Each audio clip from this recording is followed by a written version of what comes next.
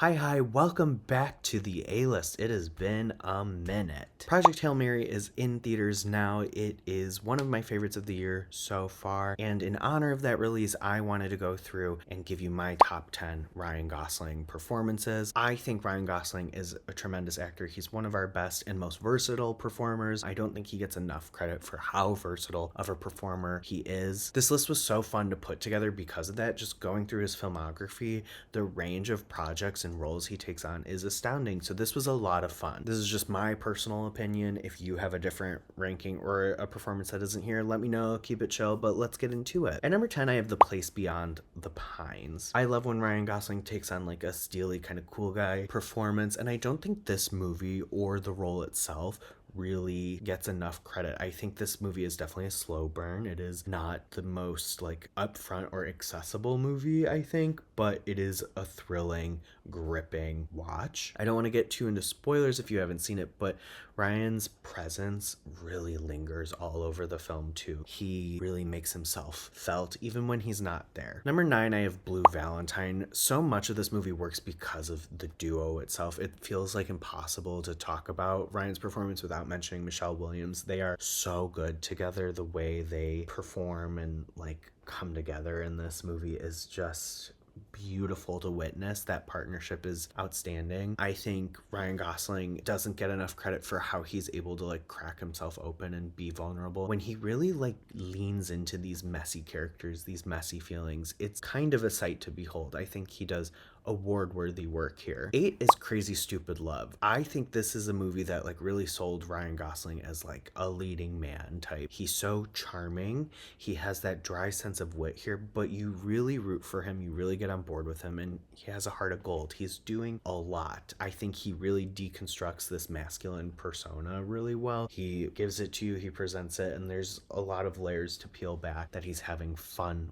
with. He's going toe to toe with Steve Carell, but also being like this swoon worthy romantic lead. Spoiler alert, The Notebook isn't in my personal 10 list, but like we've seen it there. I think he's channeling that a lot here in certain moments too, while also giving him a little bit more edge. Apologies for the costume change, but I, while editing this, realized I skipped over number 7. Oops. But number 7 is La La Land. I love this movie. I love him in this movie. The singing, the dancing, the piano playing, all really great. You can feel how much work and time and energy he put into this role. I really love Sebastian's like gusto. He brings so much gusto and energy to this, and sometimes it's frustrating and sometimes it's very endearing, and I think that's why the character is so intricate and compelling. Those moments where it does get really sad and somber really hit on his part as well. I think he is really able to tap into that melancholic ache that is required. Anyway, back to the original video. Oopsie. Number 6 and 5 kind of go hand in hand. Like I mentioned earlier, I love these like steelier, quiet performances that Ryan gets to do. I think both of these movies, he really channels the physicality. He allows his presence to do a lot of the work. The way he's able to like take up space without doing or saying a lot, the way he's able to command a scene by just being there is impressive. And like so much of his inward mentality is accessible to us as the viewer because of how great a performer he is. So 6, I have Blade Runner 2049. This movie is epic in scope. Denis Villeneuve, science fiction, thrill ride, but he never gets swallowed up by the scale of it. He is able to hold his own against Harrison freaking Ford. And 5, I have Drive. I think this is such an electrifying performance. Very little dialogue on his end, but you can't take your eyes off of him, and he is intimidating.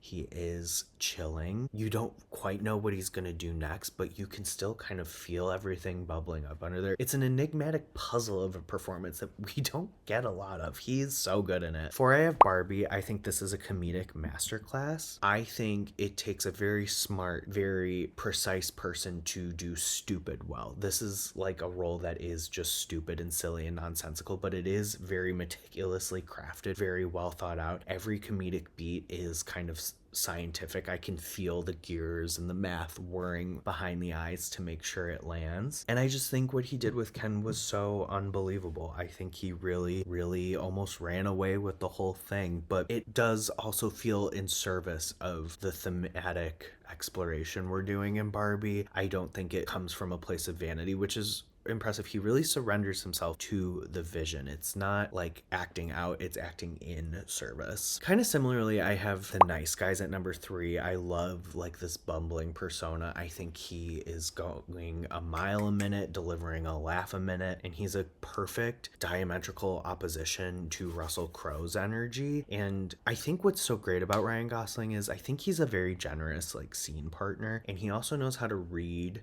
everybody in the scene with him and play off of them very well, very naturally. And that's why this movie is so beloved, right? Like him and Russell Crowe together really work, and a lot of that is due to just like how they're able to play off of each other's energies, and they're giving you such vastly different energies, but they're able to harness what is being given from the other and channel it into the performance to make sure that dichotomy is strong. There's also the whole aspect of the fatherhood piece of this. He's just like a dad, like really trying his best there, and you really feel it, and it is earnestly portrayed. I really love that piece of the work there. 2, I have Project Hail Mary. I love this performance. This is kind of one that allows him to do everything. It is a movie that really understands Ryan Gosling as a performer, and he's allowed to really sink his teeth in there and make it work. Really funny. It taps into his sense of humor that we've really been getting a lot of in the most recent years, but it never comes at the expense of the vulnerability of the role. I think this is the most vulnerable we've seen him in a bit. There's this ache there, like he is in this awful predicament, trying to save the earth, knowing there really isn't a viable